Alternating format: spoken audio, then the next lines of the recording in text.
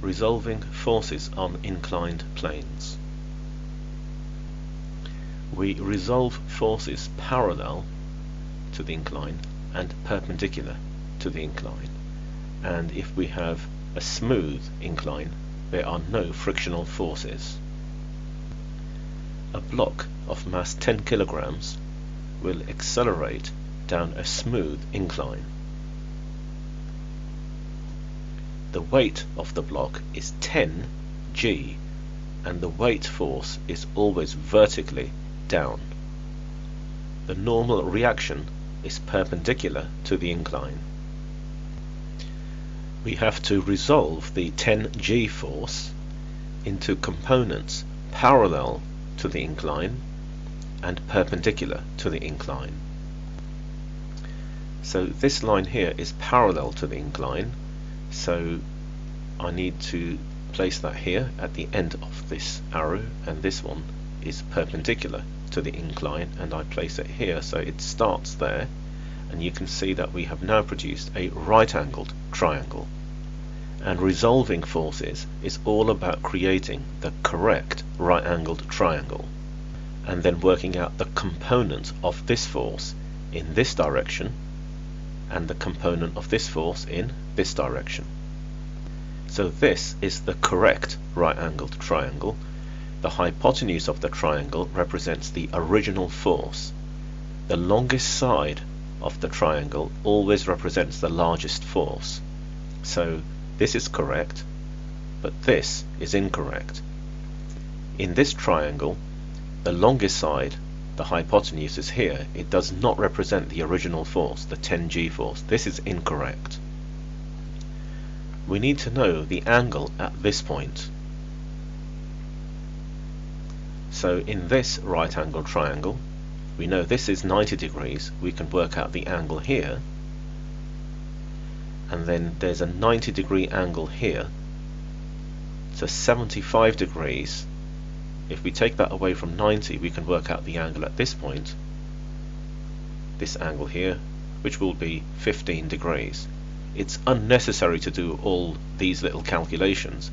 If the incline is at 15 degrees, this will also be 15 degrees. So this is the opposite side to the angle, so we need to use the sine function to work out the component of force here, 10g sine 15. This is the adjacent side, so 10g cos 15. Now force is a vector, so we need arrows to show the direction of these forces. So if we follow the black arrow, we start here, we end there. So we need something along this direction where arrows point along here and then along here. So we're starting here and ending here like this. So if we follow the red and blue arrows, our starting point is here, our ending point is there, exactly the same as the black line. Start, end. These have to be pointing in the correct directions. So this is the fully complete diagram, and we're going to work out the value of R, the normal reaction. So I'm going to take this direction as positive, and which you can see it's perpendicular to the incline. So all forces perpendicular to the incline have to be taken into account. So that's going to be this force and this one and nothing else. So perpendicular to the incline, the resultant force will be 0. There's no acceleration in this direction. So R, which is positive because it's pointing in this direction, and then 10g cos 15 will be negative. It's pointing in the opposite direction to this, so it's negative. The resultant is 0, and we solve to work out R, 94.7 newtons. So this is the magnitude of R, and its direction is given by the arrow. Because it's a force, it has magnitude and direction. To work out acceleration, which will be down the slope, we look at this direction, and you can see that this is parallel to the slope, So we need to consider all forces which are parallel to the slope, which will include this 10g sine 15 force and nothing else. This is the only force here which is parallel to the incline. So F equals ma. So the resultant force 10g sine 15 is equal to the mass, which is 10 times the acceleration. So we can calculate the acceleration, 2.54 meters per second squared. It's a positive value, so because acceleration is a vector, here's the magnitude. Its direction will be the same as the arrow here, because we've got a positive value at the end. Part B. Now we add an additional 80 Newton force to this block. So our diagram now looks like this, with the original forces all still present. Again, we need to resolve this 80 Newton force in a direction which is parallel to the incline. So this is going to create a right angle triangle here, and a direction perpendicular to the incline. So the right angle triangle is here, and again, if we check the direction of the arrows, the green arrow starts here, ends here.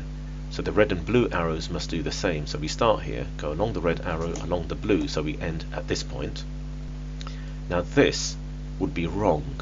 It doesn't follow the direction of the green arrow. So this is now incorrect. So starting with the correct right angle triangle, we have the components 80 cos 45 here, because this is the adjacent side, we use the cosine function. This is the opposite side, we use the sine function, 80 sine 45.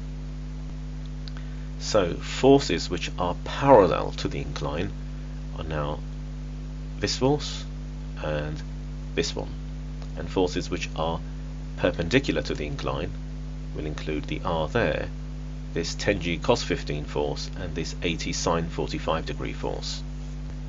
So part 1, to work out the acceleration along the incline, I've taken this direction as positive, so I need to use F equals ma, and anything in this direction pointing down the incline will be taken as positive. So 10g sine 15 is positive, 80 cos 45 is in the opposite direction, it will be negative, and that equals the mass times the acceleration. So solving gives us a negative value for acceleration. So this is the magnitude of the acceleration, it's negative. That means it's in the opposite direction to this arrow. So the arrow points down the slope, this is negative, so our acceleration is actually up the slope. So 3.12 meters per second squared up the slope, following this direction. And to work out the value of r, the normal reaction, we look at forces which are perpendicular to the incline, and taking this direction as positive. So r minus 80 sine 45, because that's pointing in the opposite direction to this, and then minus 10g cos 15, because again this arrow is pointing in the opposite direction. So we have all of these forces, and this is just Newton's first law. The resultant force will be 0 because there's no acceleration in this direction, perpendicular to the incline. So we have balanced forces, so they all add up to 0, and we can solve to work out r, 151 newtons.